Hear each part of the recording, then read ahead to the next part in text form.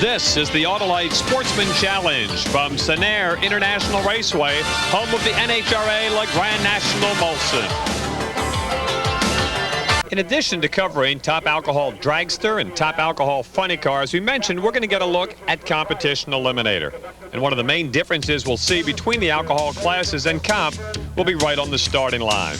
Now, if you watch the tree, the dragsters and funny cars run with what we call a pro tree. That is, once they're staged, all the yellows come on at the same time, and then the green, and they take off, and it's an even start. They set the clutch up to slip a little bit to keep them from smoking the tires. If the tires bite too hard, the motor runs, but the car doesn't go anywhere. I think he was a little lucky there.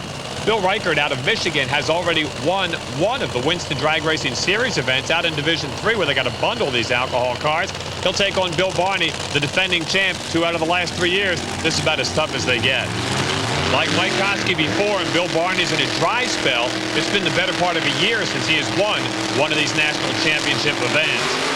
There they go, off the starting mark. The Castrol car out in front. Yes, a car lane. Barney at the top end of the racetrack, and thumbs up from his wife Katie. 6'11", 227 miles per hour, and a good matchup there as Bill Barney marches on. Watch closely in replay. It looked like Reichert got out of the groove off the starting line. Let's see if we can pick up what went wrong. They leave as one. Everything looks good to the 60-foot clock, and oh, as we come to this angle, look at Reichert. Well sideways. He gets the car steered back, but he's out of that racing groove, which is the stickiest part of the racetrack, and that cost him. Barney just drives away.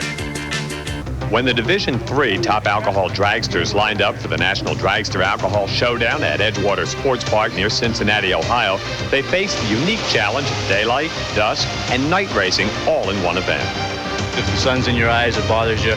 At night, things seem to settle down a little bit. The cars run better, so you have to kind of detune them a little bit. As if the changing conditions weren't enough to contend with, these Division 3 racers had to get by one of the hottest drivers in the country. Chuck Baird. He's the guy. 590 Chuck. That's what we all call him. In the first round of the showdown, Chuck Baird in the near lane proved that he was the man to beat as he eliminated Bill Reichert and set low ET. The best battle of the round came when Rich Bone in the far lane nailed Mike Koski at the line and went on to take the win. In the other races, Todd Datweiler defeated Jeff Richardson, and Mike Bowen in the far lane took out Mike Burns. But this win came at a price, as Bowen's car lost the transmission and could not be fixed in time for the semis, giving Datweiler a single into the final.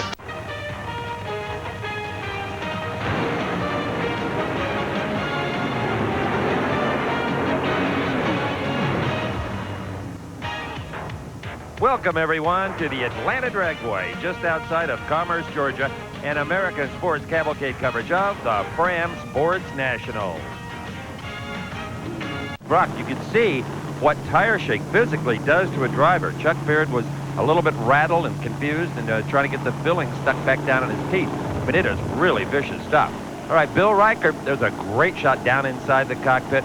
All kinds of levers and handles. These guys use 3-speed transmissions. You'll hear him at the starting line bring the RPMs up tremendously. Alan Johnson goes into double check, make everything's all right with his brother Blaine, and to pump him up a little bit, the brothers from Santa Maria, California, on the Central Coast near Vandenberg Air Force Base. Bill Reichert out of Owasso, Michigan, and I don't know where that is.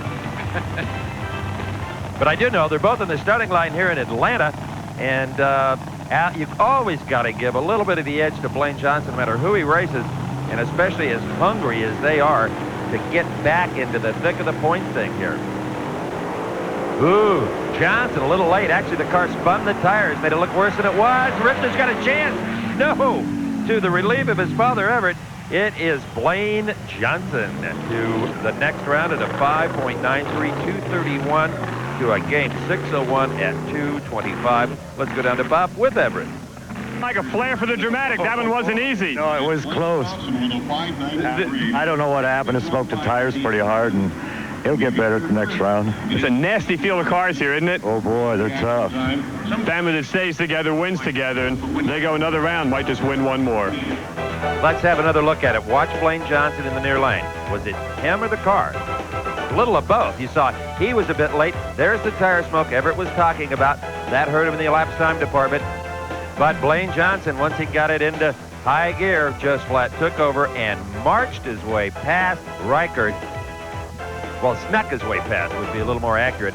a 593 to a 601. Blaine from behind.